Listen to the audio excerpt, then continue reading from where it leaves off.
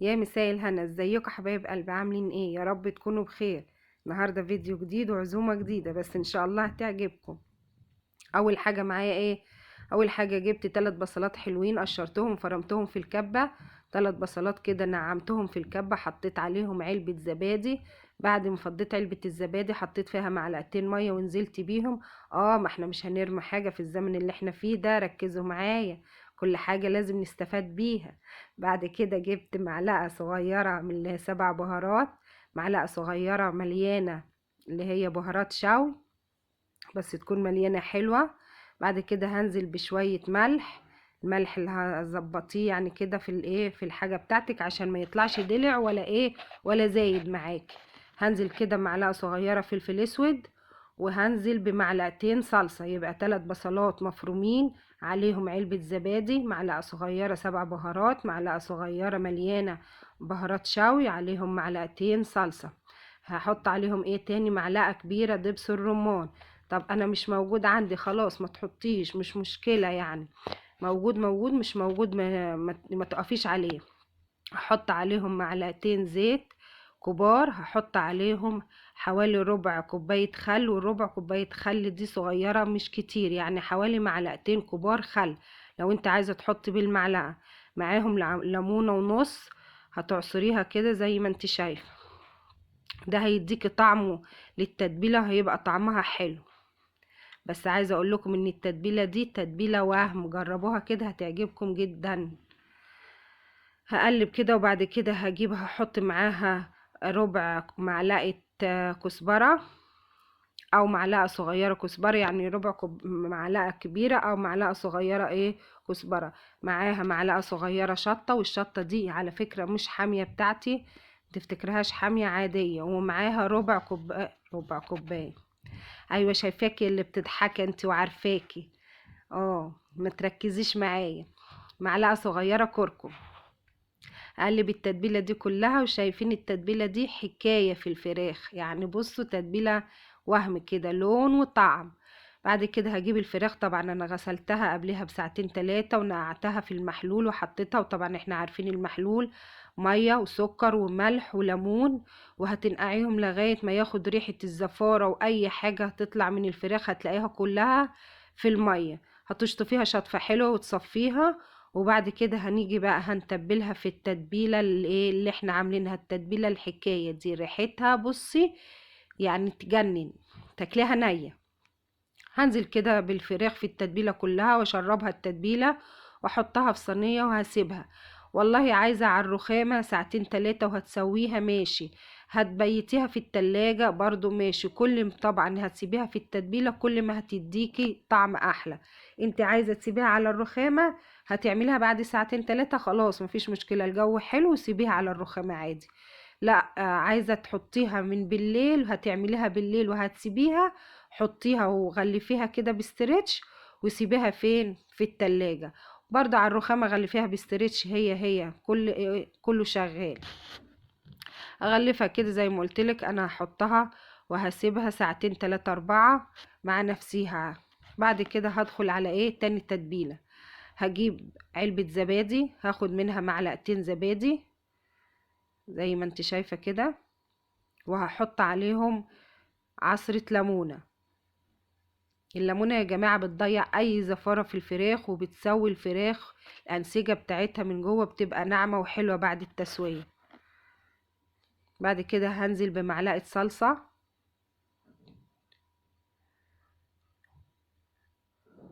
و7 بهارات، وحبة شطة، ونص معلقة بابريكا، وحبة ملح، ومعلقة كبيرة خل، ومعلقة كبيرة زيت، واخر حبة فلفل اسود في البرطمان، يعني انا خبطت البرطمان عشان ينزلوا، ومعلقة كبيرة صويا صوص. بس كده، دي تتبيلة خفيفة وحلوة. هن... هنقلبها كده زي ما احنا شايفين، وهنحط فيها صدر فرخة. هو معانا صدر فرخة قطعته مكعبات، وهنحطه فيه زي ما انتوا شايفين اهو. بصوا قطعته حتت كده عشان نعمله شيش طاووق. وهنقلبه، هنسيبه برضو، هنركنه ساعتين 3 عادي زي ما تحبي. هنحضره كده وهنقلبه وهنغطيه وهنسيبه على جنب الفراخ اللي احنا لسه متبلينها. خلاص اتقلبت على فكرة، كفاية كده. بس كده. هنيجي بقى هنجيب معايا 4 بصلات، والنهاردة ان شاء الله الفيديو بتاعنا البطل بتاعه البصل. هنجيب 4 بصلات حلوين كبار، فرمتهم في الكبة. حطيت حبة زيت حلوين في الحلة. طبعا انا ركنت الفراخ خلاص اللي احنا تبلناها وسبناها تتبل براحتها، وندخل بقى على الاكل اللي مش محتاج تتبيلات ولا وقت ولا حاجة، عشان ننجز وقتنا ونخلص. هنيجي بقى هنحط شوية البصل اللي احنا فرمناهم عليهم حبة كزبرة وحبة ملح وهنقلب. طب هنشوح البصلة ونحمرها؟ لا. هنعمل وهندبلها؟ لا، يا دوبك حاجة بسيطة تسخن زي ما انتوا شايفين اهو. لسه لا تغير لونها ولا حصل لها اي حاجة، بس سخنت على النار. ده شفشق طماطم. طب الطماطم دي عليها عليها بنجرية حلوة. احنا عارفين ان الايام دي الطماطم في السوق صفرة واللون بتاعها مش حلو، فاحنا لازم نغير اللون بتاعها، نديها اللون بتاعها الحلو الاحمر. هننزل ببنجرية. اولا البنجر مغذي ومفيد، ومفهوش اي ضرر ولا اي طعم، مش هيغير لك في اي حاجة. هنزل كده بشوية كمون، شوية فلفل اسود، شوية 7 بهارات، ومعاهم حبة ملح ورشة سكر، التوابل بتاعتنا الحلوة. وهنقلب وهنسيبها تتسبك تسبيكة حلوة لغاية ما تتسبك كده وتتقل معاكي. ما تسيبهاش طرية، خليها تقيلة اهو زي ما انتوا شايفين. بصوا اتسبكت ازاي في لمح البصل. هنجيب بقى معايا صينية، هجيب فيها حوالي 1.4 كيلو رز. دي اللحمة المفرومة، هنعمل بها حاجة تاني. هنجيب 1.4 كيلو رز، هنزل عليهم ب4 حزم خضرة. طيب هما كزبرة وشبت وبقدونس، اكتريتهم شبت وكزبرة. هنقلب الرز على الخضرة عشان هنعمل محشي، بس مش محشي خضار، مش محشي كرنب ولا فلفل. هنقلبهم كده وهنزل بالتسبيكة اللي احنا سبكناها. خلاص اتسبكت وتقلت وبقت زي الفل. شايفين عاملة ازاي؟ ما تعمليش التسبيكة بتاعت المحشي تكون معاكي خفيفة، عشان خاطر ما تنزلش في ارضية الصينية والرز ما يشربش منها وما تطلعش التتبيلة حلوة معاكي. لكن كده الرز هيشرب من التتبيلة كلها، لان التسبيكة خلاص تقلت فهتشرب الرز. هنقلب كده تقليبة حلوة بالخضرة بالتسبيكة بالرز زي ما انت شايفة. وهنزل بقى عليها بالتوابل، حبة كمون حلوين، حبة كزبرة حلوين، حبة فلفل اسود، حبة شطة. كله ده هنحطه على الخلطة، وهنخلط الرز مع الخضر مع كله. خلطنا وخلصنا وحضرناها. شايفين لونها عامل ازاي؟ ده اللون ده عامل فيها ده كله البنجر. هنجيب بقى معايا 1.5 كيلو ممبار، وهو مش 1.5 كيلو، يعني يعني هو اللي اداهولي الحمد لله راجل حرامي، ما يطلعش 1.5 كيلو ابدا. بعد ما غسلته ونضفته، انا ما حبيتش اجيب معاكم الغسيل عشان خاطر ما اطولش عليكم الفيديو اكتر من كده. وبعدين انا الفيديو اصلا عملت ليكم على جزئين لان حسيت انه هيطول عليكم كتير، يعني الفيديو عدى الساعة. فانا عشان خاطر اصحاب الباقة ما يزعلوش مننا، حبيت اعمله على جزئين. فجبت كده غسلته ونضفته غسلة حلوة 50,000 مرة لغاية ما انتوا شايفينه بقى فل شمعة منورة كده زي ما انتوا شايفين. جبت كده نضفته وحضرته، وجبت حوالي بعد ما خلصته غسيل لقيته يعني 1.5 كيلو ما يطلعش 1.4 كيلو. هتقولي لي طب ما بعد الغسيل؟ هقولك من قبل الغسيل حتى. جبت كده المفروض 1.5 كيلو ممبار ياخد 1.5 كيلو رز. بقولك ده ما خدش 1.4 كيلو، يعني انا عملت 1.4 كيلو وزاد منه، يعني فاض تاني رز بعد ده كله. قلت يلا مش مشكلة، ما هو الغلا اللي احنا فيه ده تتوقع اي حاجة من الناس. المهم انا جبته كده نضفته زي ما انت شايفة، وسبت فيه يعني ممبار بالطول وعملت الصغير العادي، واللي انتوا شايفينه ده هو بالطول، ما قطعتوش عشان خاطر هنعمل فيه حاجة دلوقتي هتعجبكم، لو عندك اطفال هتفرح بيه قوي. هاجي كده هحشيه زي ما انت شايفة. بس انا مش واخده بالي ان دراعي يا ست حوشي دراعك، يا ست اوعى عايزين نشوفه. بعد كده ايه هنخلص الحشو اللي انتوا شايفينه. هنعمل ايه؟ هنجيب فتله وهنربط الممبار اللي احنا سيبناه بالطول، كل جزء حوالي 3-4 سنتي هتسيبيه. يعني هتربطي كده الفتله، هتسيبي 3-4 سنتي وتربطي ايه فتله تاني، وهكذا على طول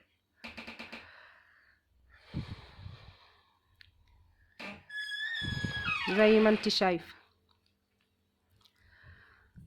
هنربط كل الممبار زي ما انت شايفاه بالفتله كده.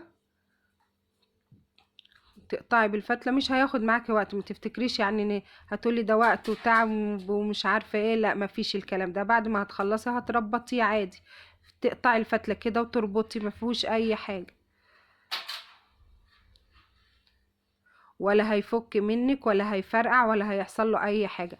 اهم حاجه في الممبار ايه؟ انك ما تملهوش للاخر. يعني زي ما انت شفتي كده هتحط الرز وتطبطبيه عشان خاطر ما ياخد الرز الكفايه بتاعته، والباقي هينزل منه. يعني انت بعد ما تملي صبع الممبار هتدوسي على كده تطبطبيه، هينزل الرز الفايض وياخد الرز اللي هو محتاجه بس عشان ما يفرقعش منك في المية. لكن لو حشيتيه ومليتيه قبل ما تحطيه في المية مش هتلاقي ممبار في الحلة، هتلاقي رز. جبنا كده حلة غلينا فيها المية، هنزل بشوية توابل شوربة عادي وحبة ملح وحبة فلفل اسود. اهو بصي انا ربطته ازاي. زي ما قلت لك هتربطيه من اوله لاخره، كل 3-4 سنتي تسيبيه وتربطي التانية. وهنزل كده ايه بالممبار في الحلة في المية المغلية، ولا تربطيه ولا تعملي له اي حاجة العادي. احنا ربطنا دوكا لان هنعمل ممبار كور، لكن الباقي مش هيتربط ولا هيفك ولا هتحصل له اي حاجة ولا هيفرقع ولا اي حاجة. بس هتعملي ايه؟ بعد ما تحطيه ويغلي هتهدي عليه. شايفة هيغلي ازاي؟ انا ههدي عليه النار وهسيبه يستوي مع نفسه بالراحة كده. عمرك ما هيفك منك، وهتضمني انك هتطلعيه صباع صباع. زي ما انت شايفين خلاص استوى، وهطلعه اهو زي ما انت شايفه، مفيش واحد فك مني ولا فرقع ولا حصل له اي حاجه.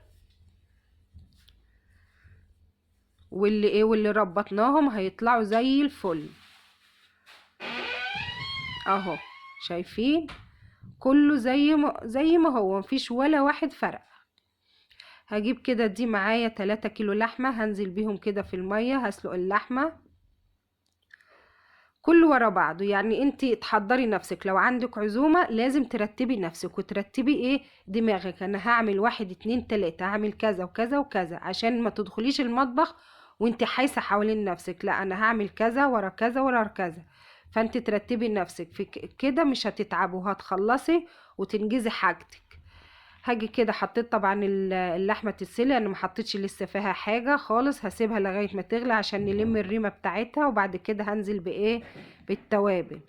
بعد كده جبت حوالي 3-4 بصلات برضه فرمتهم في الكبه، حطيت لهم 2-3 سمنه حلوين وهشوحهم على النار لغايه ما ياخدوا اللون.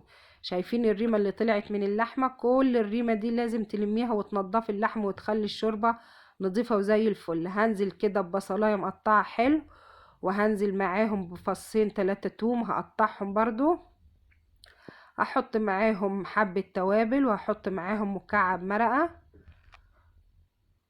وعلى فكرة وحطيت جزراية وقطاية بس للأسف الكاميرا مصورتهمش.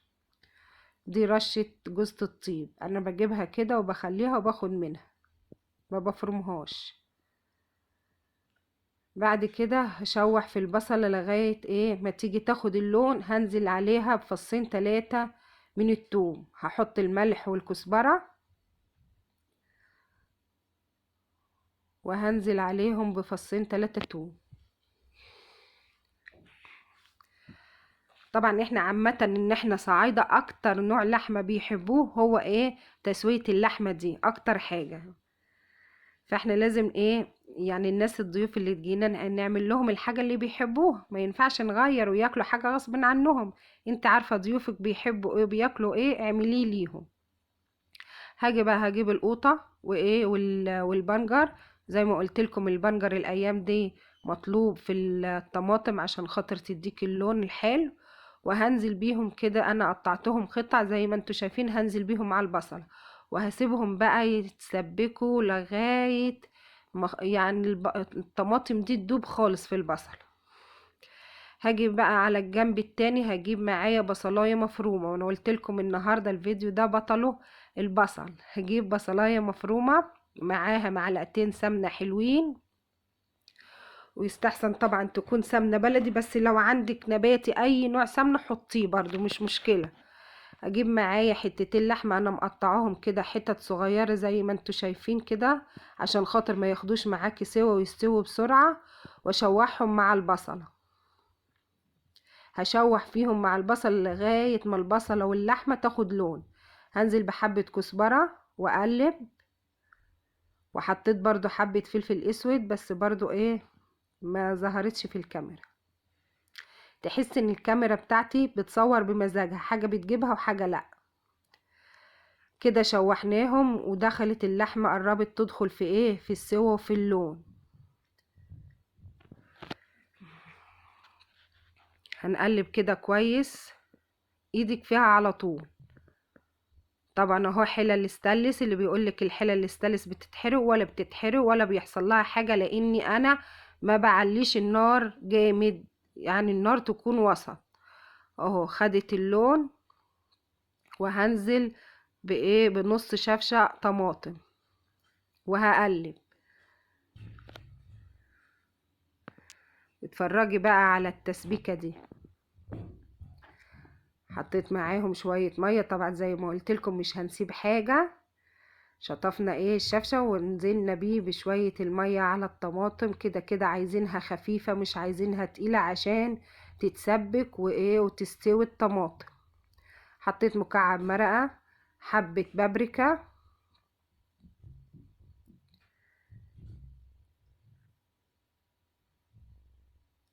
وحبة كزبرة، وهنقلب.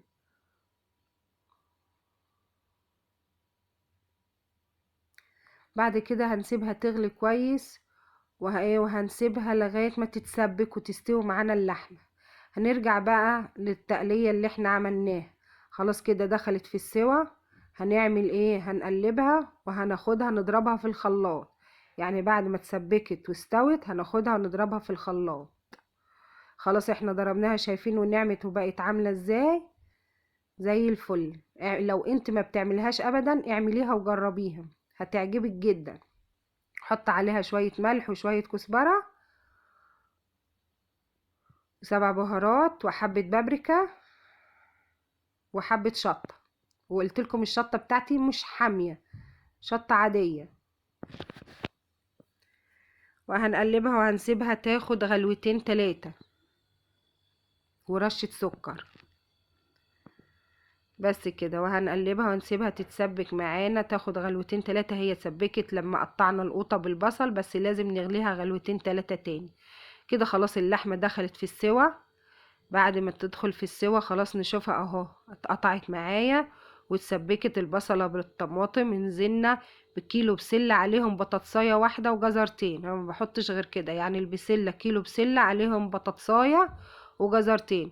هنقلبهم وهنسيبهم بقى ياخدوا ايه يعني غلوة في الحلة.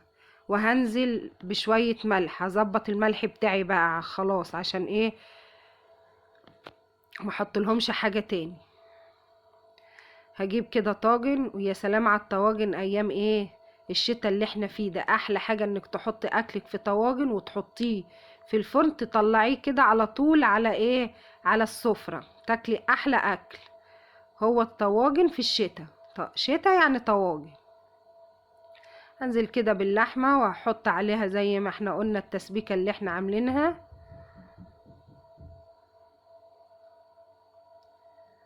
وشايفين الطاجن انا مطلعاه سخنته في الفرن، طلعته انا مش مشغله تحتيه النار، فهو بيغلي لوحده. شايفين الريمه عامله ازاي كده بيتكتك، لان انا ايه طلعته من الفرن سخن مولع، ورحت نازله باللحمه وبالايه وبالتسبيكه اللي احنا عملناها. طبعا الجماعه الصعايده تبعي عارفين يعني ايه لحمه في التسبيكه، يعني دمعه نحطها كده في الطاجن ونحطها في الفرن وتطلع احلى لحمة تاكلي. هنظبطها كده ونظبط الملح وكل حاجة ونحطها في الفرن بقى.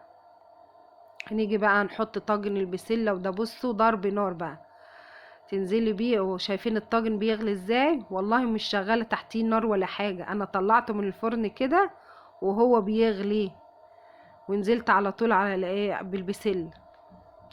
حلة مولعة نار اهو، بصوا هو بيغلي لوحده زي ما انت. وهحط كده في الفرن، شايفين عامل ازاي بيغلي لوحده، والله النار مش شغالة تحته.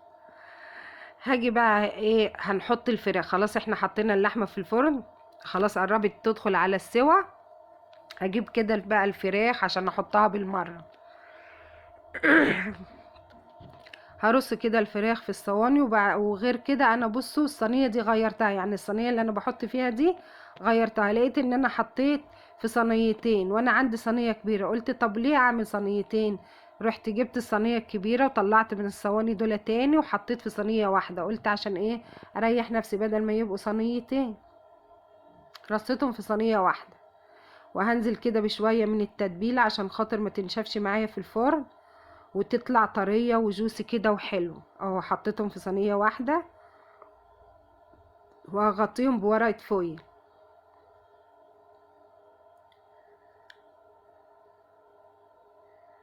غطيتها كده وحطيتها في الفرن، والفرن طبعا سخنة عشان خاطر اللحمة اللي كانت فيه. يعني انتي كل حاجة تحضريها وعارفة ايه اللي هياخد معاكي سوا اكتر من التاني. يعني طبعا اللحمة هتاخد سوا اكتر من الفراخ، فاحنا حطينا اللحمة وحطينا البسلة. استوت اللحمة والبسلة تطلع وتدخل الفراخ، تطلع الفراخ تدخل غيرها ايه تاني. طبعا انا جبت بقى ايه، حطيت الفراخ وجبت الشيش طاووق حضره، جبنا عصيان الشيش طاووق، وعندي فلفلايه حمراء، فلفلايه صفراء، بصلايه اللي موجود عندك حطيه، طماطمايه عندك، فلفل احمر بس حطي، فلفل اخضر بس حطي، فلفلايه صفراء حطي، اللي موجود عندك قطعيه وحطيه وترصيه كده في ايه في العصيان. هتجيبي كيس شيش طاووق من اي واحد بتاع اطباق فل كده وفويل وحاجات، وهترصيه كده زي ما انت شايفه. هتحطي حاجه في حاجه، بصله وطايه وحته فراخ، وهكذا لغايه ما تخلصي عود الايه الشيش طاووق. وهنرص كده في الصينيه لغايه ما نخلصه. بعد كده خلاص اللحمة استوت زي ما انتوا شايفين، بصوا شايفين طلعينها من النار عاملة ازاي. وادي الشيش طاووق شلناه خلصناه، وادي البسلة يا جمال ويا جمال، وعلى رأي الشيف حسن. بتغلي كده، بص مش عايزة غير تكون تطلعيها كده وعيش وجرجير وبس، مش عايزة حاجة تاني. بعد كده هنجيب الشيش طاووق بقى، هنعمل ايه؟ هنديله صدمة على النار الاول في الصينيه في الطاسه. هنرصه كده يعني انا هدي مكان، هفضل احط لغايه ما احطهم كلهم عشان اخلص.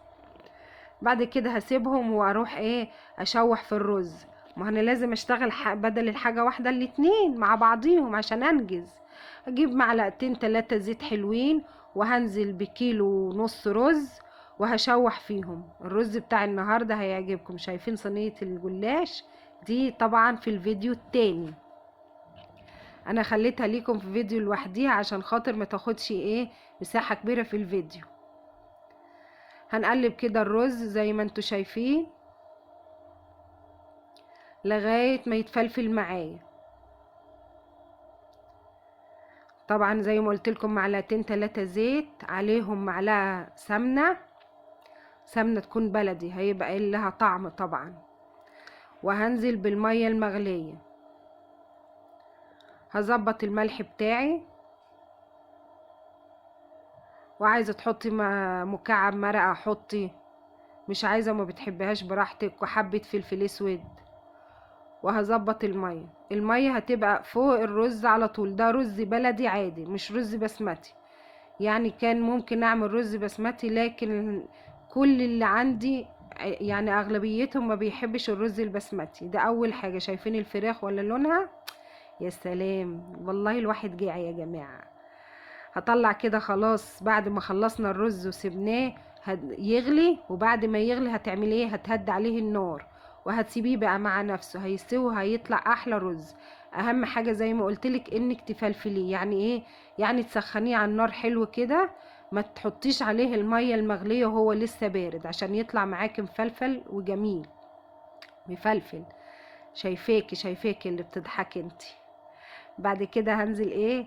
بالشيش طاووق في الصينيه بعد ما طلعتهم من الطاسه، وهحط عليهم باقي التتبيله وهغطيهم بورقه فويل واحطهم على شبكه ايه الفرن. خلاص الرز دخل في السوا، هجيب معلقه كبيره كركم وهحطها في شويه ميه وهنزل بيهم على الرز وهسيبهم يكملوا سوا. خلاص كده جبنا الممبار حضر. خلاص نغرف والضيوف جت ووصلت الحمد لله. وهنحمر بقى ايه الممبار. طيب مين الضيوف اللي عندي؟ طبعا ابن اختي هو وخطيبته، ويعني واهلي، مش حد غريب ولا حاجة. بس انا كنت عازماه عشان خاطر هو كان قبل كده قال لي ان ايه. والله خلاص. بعد كده هنحضر الممبار وهنحمره. طبعا الرز خلاص استوى، واهم حاجة يكون الرز سخن كده تنزلي بيه للضيوف، يكون سخن والبخار طالع منه، وخصوصا في الشتاء.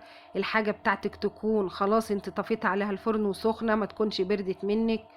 هنطلع كده الممبار وهو سخن. كل حاجة تكوني خلاص جهزتيها وعلى ايه وعلى الغرفة على طول.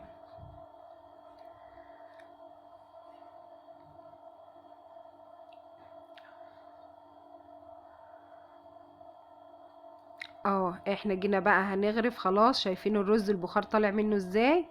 هو خلاص استوى وقلبناه لما حطينا الكركم. طبعا خد لون واحد، لون ايه؟ الاصفر. لو انت ما بتحبيش البسمتي اعمليه عادي بلدي زي كده. حطي له معلقه سمنه بلد زي ما قلت لك، هيطلع احلى رز تاكليه وهيعجبهم جدا، وخصوصا اللي ما بيحبش البسمتي.